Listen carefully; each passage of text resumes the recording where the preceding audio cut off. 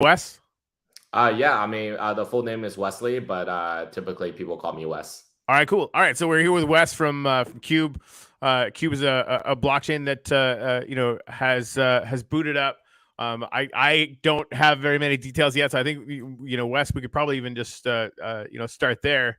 How long has well, maybe tell Wes, introduce yourself. Fill us in on who you are. Yeah, absolutely.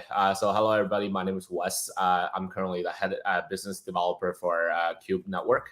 Now I have been in the crypto space for almost 4 years now. I started with building ICO projects back in 2017, 2016 myself. Slowly ramped up the research and also did a little bit of investments at ValueNet Capital, which was at the time one of the largest crypto fund in China, raised over $700 million in 2018. Helped invest in tons of projects in the early days. So yeah, I mean, once I heard about the narrative of Cube, I was super excited to be able to participate in something as forefront as a layer one infrastructure to be able to onboard as many projects as we possibly can into the ecosystem and just kind of explore the whole Web3 narrative. So thank you very much, Corey, for getting me on board. For sure. To be here today. Yeah, that's awesome. Yeah, I actually got my start in crypto around the same time, late 2016. Now, granted, it's just as a guitar player / trader. But yeah, it was interesting to sort of the people that I've met that have been through a full crypto winter. I want to bottle up what we learned through that and just inject it with all the people that are in the space now, right? Like this is the time for building, for creating more infrastructure for the next push. Anyway, so Cube, what got you interested about Cube? How long has it been around? Yeah, so I mean, Cube has been around for almost 2 years in development. I have been around in Cube for roughly 8 months. Prior to that, I was actually the head business development for BC Innovation Group. So yeah, that's that's a little background information about Cube and myself as well. So what got you excited about Cube? I think Cube. Well, when we first started at Cube, we had a lot of back and forth in terms of the technical barriers, roadblocks in the industry, and we have realized sometimes having a monolithic blockchain does have its inherent roadblocks and also issues.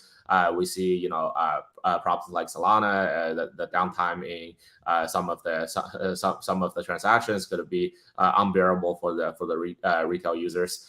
So we figure, why don't we create a modularized blockchain that allows and enables modularization on different layer ones. So obviously, we thought about doing the approach of Celestia, which is a layer one SDK, which can plug into different layer ones and inherently work as a third party layer and help benefit all of the different layer ones. But we thought about maybe creating a monolithic modularized blockchain. Would it be even a better narrative? So that's kind of like where the whole conversation started. We also figure, another big thing for Web3 is the digital identity, being able to uniquely identify who you are.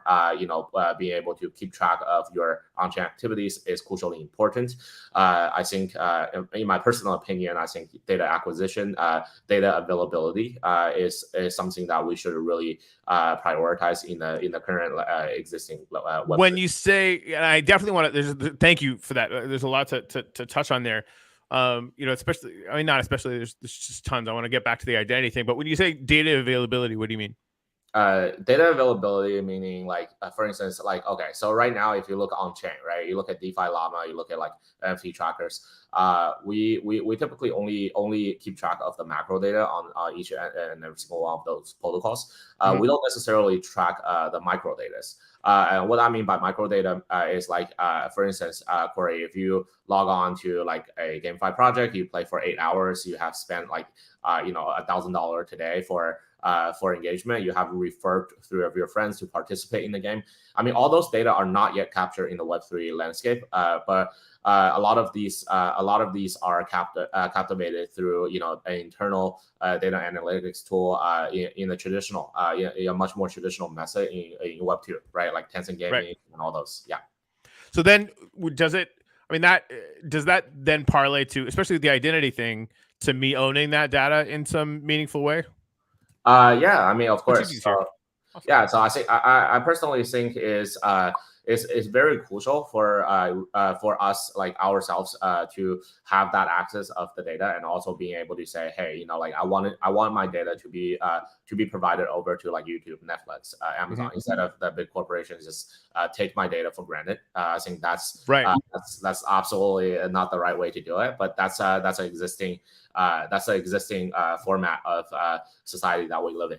Which is right now, right? I just and again, I think we're a long ways away from that, but my ears kind of perk up anytime I see something that might allow us to at some point be in a future where and they call data the new oil, right? Like where the companies that are accessing and profiting off of my data, can frankly buy access to it, right?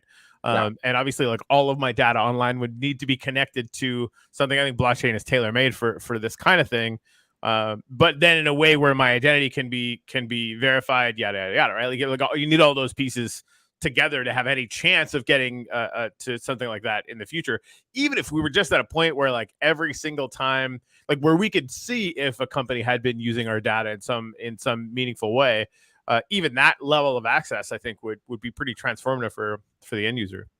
Yeah, absolutely. I think that's ultimately the state that we wanted to get into. We wanted to be able to say, hey, as a big corporation, you can rent my data, you can own my data for a specific amount of liquidity for me, as right, right, yeah. Yeah, like blockchain microtransactions. Obviously, you need to have some blockchains that are able to run that in a sane way. It's funny, we were talking about doing the uplift really early on. The engine had created sort of a kind of a modular version of how you could do that with Minecraft. I was looking at that initially before, moving on to the Wax blockchain and EOS.io. And I flat out just said no. There was absolutely no way that we could use anything that was connected to Ethereum running transactions like that, because we couldn't do microtransactions. We could barely do any transactions, right? And that's where we ended up on Wax, and we do thousands and tens of thousands of transactions a month. The API calls are through the roof, and the only way we could do that is because it's scaling. So so has Cube launched now, and like what are you guys doing to kind of position yourselves in how to scale? Yeah, absolutely. So Cube has already been live for almost a couple months now. Okay. We have attracted almost 200 different unique projects spread across 5 different niches, such as NFT, GameFi, DeFi, Metaverse, and even some new niches like Shop to Earn. And so we're very excited to be able to showcase ourselves to the world. And of course, the entire blockchain landscape has been quite generous in terms of hitting us up and having constant communication with myself, with the other parts of the team as well. Yeah, that's awesome. So you guys have been around for a couple months. What's the NFT marketplace? If you have more than one, what's the main one? We haven't really had any of the NFT marketplace live yet, but we'll be having one very shortly. So definitely stay tuned if you are interested in launching an NFT series on top of Cube. We'll probably have that in the coming month. Okay, and you guys have a team working on that now? Yes, we do. Okay, all right. I'm really good friends with the team at neptublocks.com. on Wax, and they're actually moving on to Newcoin when that launches, and I think they're actually live on EOS already.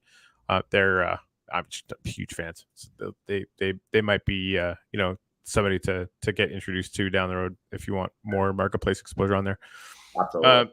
All right, so what would you say is the most successful project on Cube so far?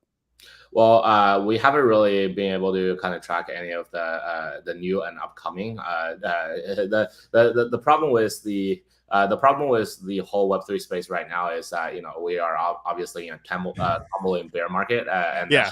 a lot of Let me change the question because believe me, I'm right there with you. I know exactly what you're talking about.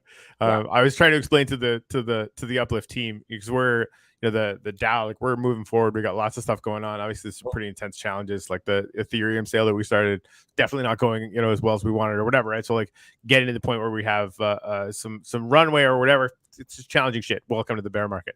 And I explained it like, the next 18 months is probably going to be like having a headwind that feels like a hurricane in your face for 18 months. Because we got so used to just like in the bull market, we timed it pretty well. It was just like, oh, everything we do is awesome, right? Like, yeah, wait till the bear, baby.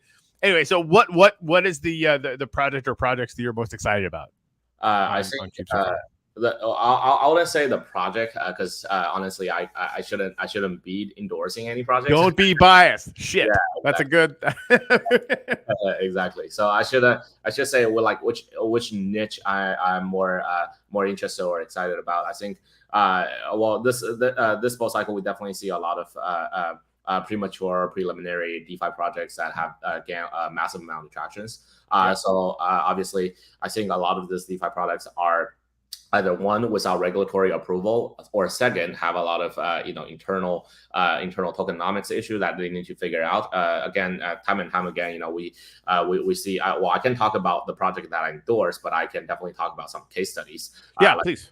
Luna and Terra being one of the most infamous cases of the whole DeFi landscape, but also you see Olympus DAO, we see Faye as a stablecoin being depegged. So time and time again we see like this projects that has unsustainable or unsustainable economic model behind it. But like unsustainable doesn't mean that the projects are not improving in any sort of way. I think moving forward, institutional DeFi, right? Like DeFi systems that are backed or that are pegged with like a traditional asset, whether or not that's real estate, whether or not that's like actual legitimate FDIC approved or backed money, and that can really ensure the retail funds. I think those would be something that could be interesting in the next decade to kind of come up. And of course, adoptions and utility value based tokens.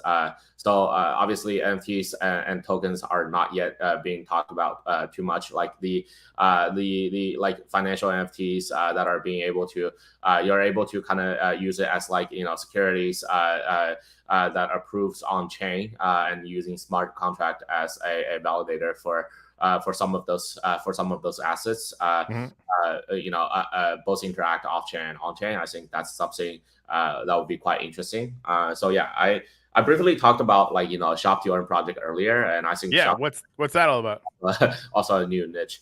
So obviously, like right now we have like projects, traditional Web2 or Web1 projects like Honey, where you buy stuff from Amazon. They're just like a Google Chrome extension where you're able to get like a 10% or 20% discount on some of the items. It helps customers save money.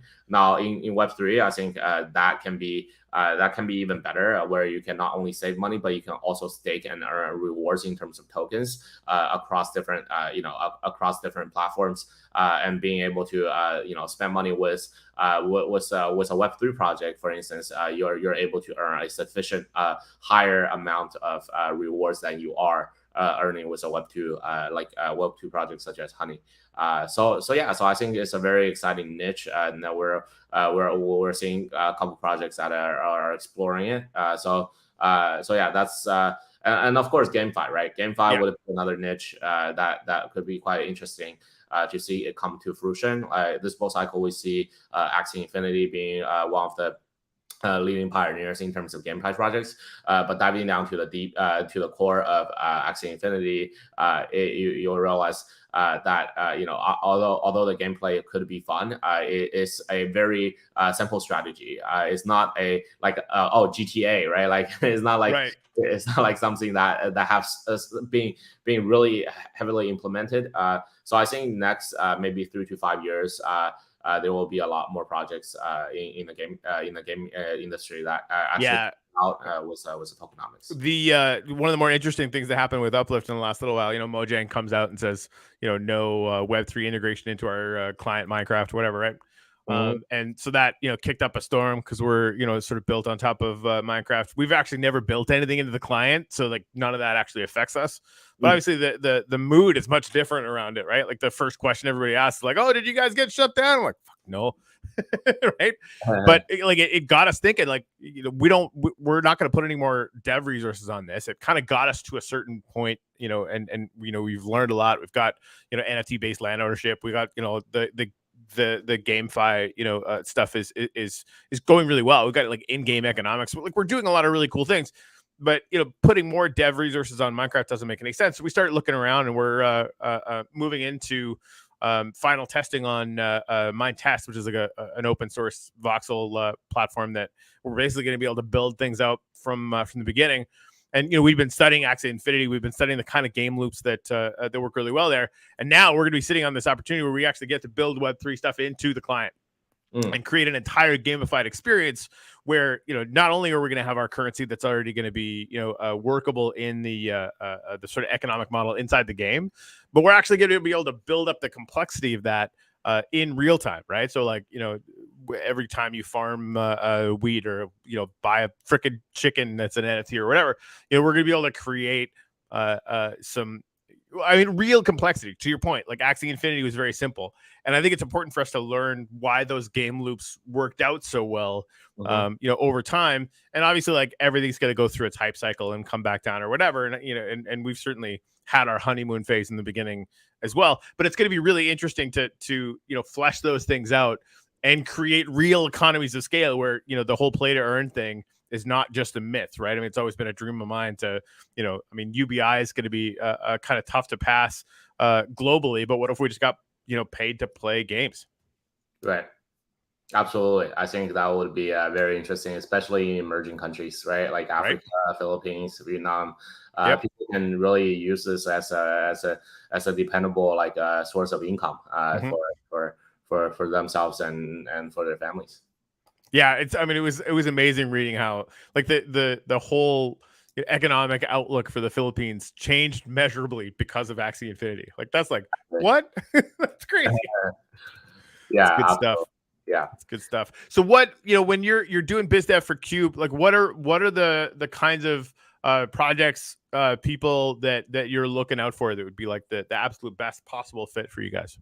I personally don't think there should be a possible fit. I think there well in the Web3 landscape, it's all about exploration and all about like the spirit of entrepreneurship and being able to explore the new and upcoming ideas because where we are at this stage is still very early. I would consider it as an infancy stage of a new tech wave. I think obviously being able to build on top of Cube, we wanted to support projects fully and give them enough and sufficient communication and also resources on both marketing and operation to be able to sufficiently help them uplift themselves. So I would consider my job primarily not as like business development, but rather like maybe serving as a head of incubator for the project. No, that's good to hear. I mean, Newcoin's doing the same thing. We got accepted to their ecosystem, and it's our stated goal. Like we want to be multi-chain.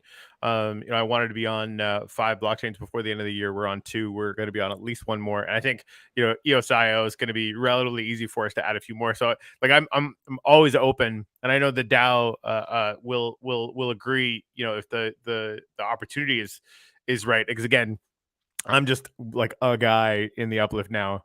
In the Uplift DAO. So anything we do, in the Uplift has to go to a proposal or whatnot.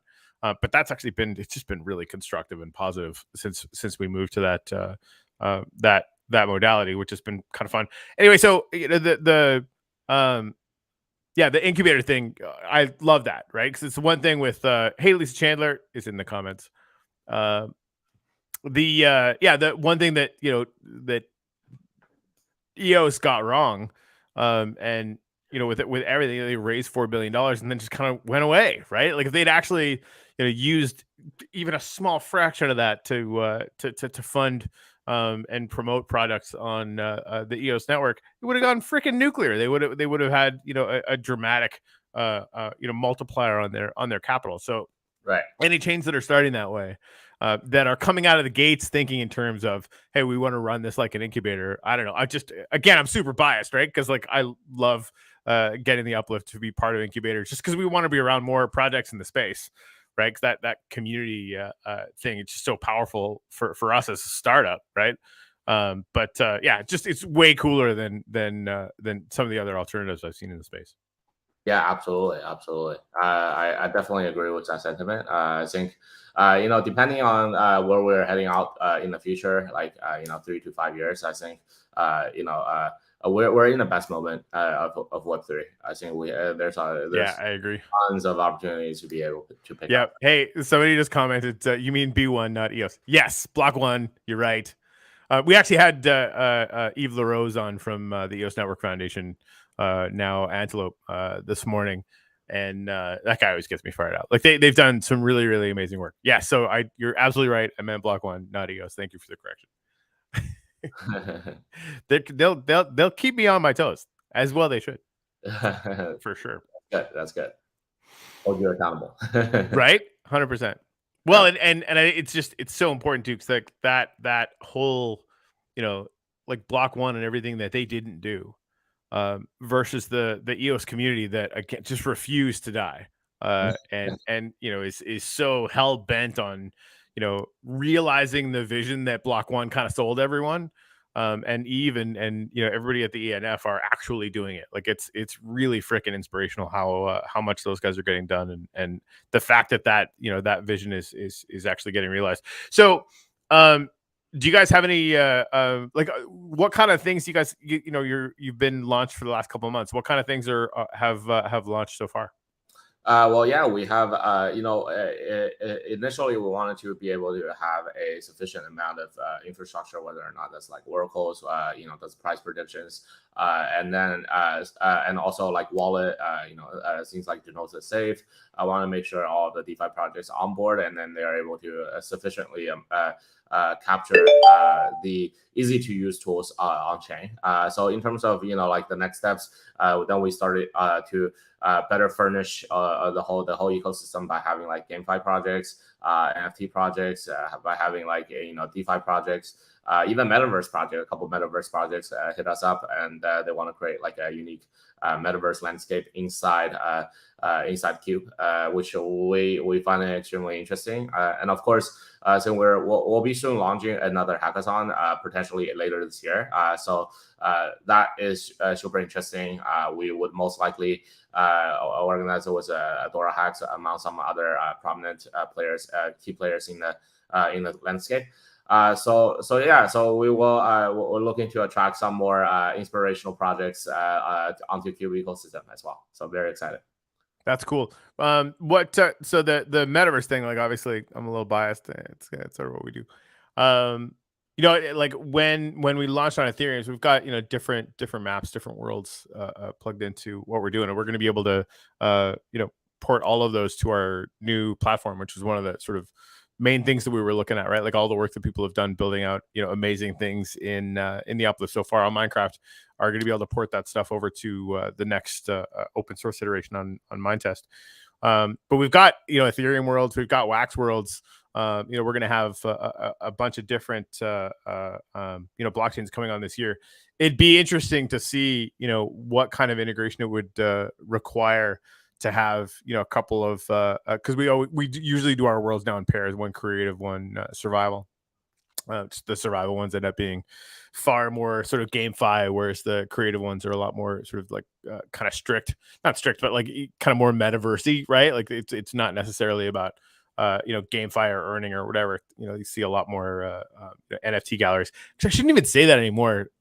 We initially, on the creative maps, you have the entire palette, right? You could build out. There's just the ability to create really, really amazing things, right, whether you're 5 years old or 80. And we've seen both, which has been really fascinating. But the survival worlds, I always kind of figured, okay, people aren't going to really build out giant creative, like kind of NFT gallery builds, which is a lot of what happens now, right? Right. And I'll send you guys some videos of some of the things that people have created. But now they're getting created in survival because of how we've built the economy out. People can mine things and create different blocks and basically do a lot of the groundwork, and then they can put it all for sale. So people are coming in, buying up all sorts of really, really amazing materials, and then going out and building stuff that there's no way they could do in a survival map on their own. Which is sort of like the macro economy in microcosm, right? Like just we're starting to see the economies of scale happen in our video game, which is like just never endingly fascinating to me. So that's awesome, man. Like, so what do you want people to know about Cube that we haven't talked about yet? I think honestly, we are working on some exciting technical integration updates. We are expanding over to a lot more geographic areas, such as Japan, and also coming into North America. We wanted to so the narrative is we wanted to have local operational team that is based geographically in the specific region in order for us to better negotiate and also communicate with the locals. I think Polygon has a very interesting and diversified community in India. But if we wanted to get into India, we have to work with the locals. So there's no doubt about that. So for the past few months, we've been thinking about a way and a special tactic to kind of really get our global outreach to across all five different continents that we have really not been exposed before. So yeah, like don't be surprised if local coffee shop one day you just see Cube's banner, and that's probably us doing some like offline roadshows.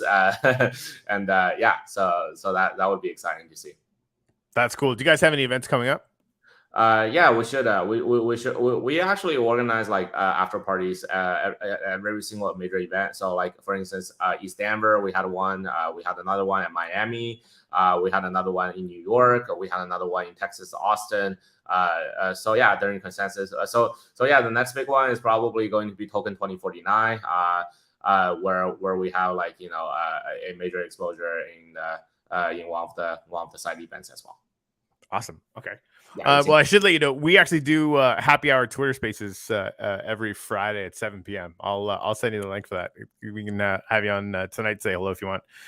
You said there's some DeFi projects. You guys have launched some DeFi projects already on Cube.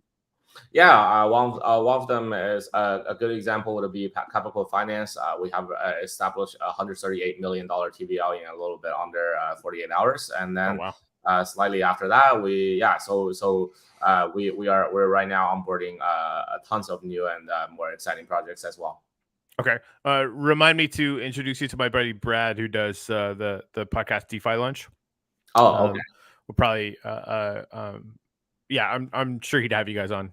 He's neck deep in all things DeFi. So I don't know if he's heard about you guys yet or not. So that'll be good. Yeah. Cool, man. Well, I mean, like I'm excited that you guys came on board, and I think we can chat moving forward. If there's any way that the Uplift can be helpful. Is there what kind of language from the technical side of things? Is it more EVM, or is it like what kind of language are you guys writing in? So right now is definitely more EVM, and we are planning on expanding to the Cosmos community. So yeah, once we explore that route, we'll add on newer languages, or whichever is better for the developers at the end of the day. Well, yeah, I mean, we just launched on Ethereum. I'm just wondering, like, as far as like how to get just our backend stuff to work. If you guys are running an EVM, though, it's going to be chances are super easy for us to figure all that stuff out if we were to come over there. So that'll be cool. Exactly. Yeah. Cool beans, man. Awesome. All right, well, I got to run, but thank you so much for for coming on, Wes. And I'd love to have you on again. You know, Jimmy and I do this all the time. We'd love to have you on the Twitter Spaces. You know, we'll keep introducing our community to what you're doing. I mean, whenever you guys have any updates, like just let us know. Amazing story. Yeah, we'd love to have you back, and love to kind of maybe do a meeting down the road here, just seeing kind of what it would be like if we brought the Uplift over there. Absolutely. I'm super excited to have Uplift with our ecosystem. At the same time, thank you so much for inviting me over this morning to kind of give a little bit blurb about my organization, also the things that I'm passionate about. Oh, for sure. And seriously, Wes, anytime you guys have anything going on, I mean, we love to have people back. That's sort of the thing that we wanted to do, is not just have people on and then like, okay, you never hear from them again, right? Like we want to create a network with the show and have people and projects coming back all the time, so that we can kind of keep in touch and see how things are developing and create some some good friendships and good opportunities. Absolutely. Thank you so much. Man. All right, We'll talk to you soon. All right, sounds good. Ciao.